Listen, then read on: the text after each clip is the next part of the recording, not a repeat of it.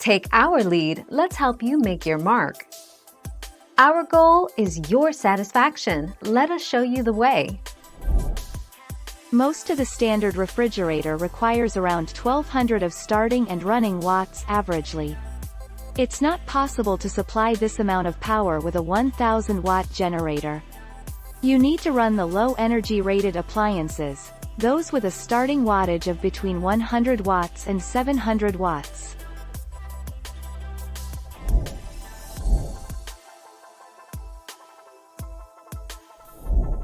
Make your mark, take our lead.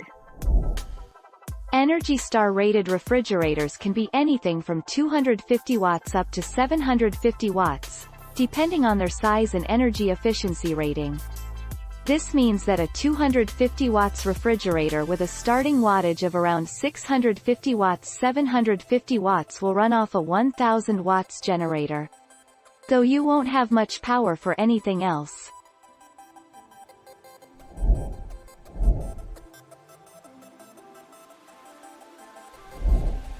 Take our lead.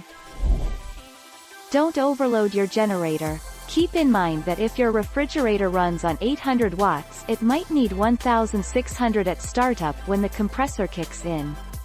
Overloading a generator could damage your appliances.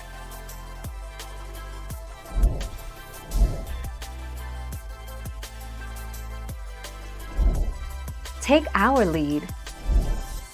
For example, if you want a generator to run a refrigerator and a freezer, the wattage, table 2, of the refrigerator would be 800 and the freezer would be 1000.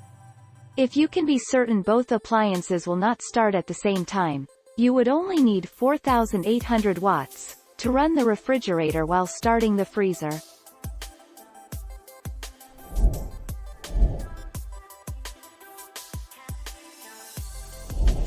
Let's help you make your mark. Depending on their wattage output, generators will run anything from a small lamp to a number of large appliances.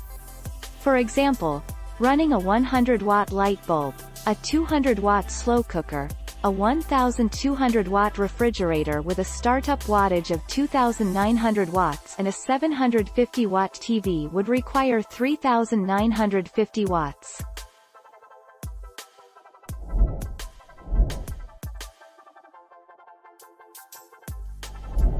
Make your mark, take our lead.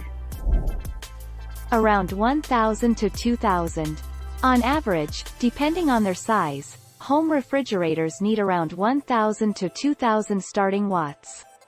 The generator that can deliver at least 2000 starting watts will be sufficient to run both the refrigerator and the freezer without problems. Thank you for watching. Please subscribe and hit the bell notification.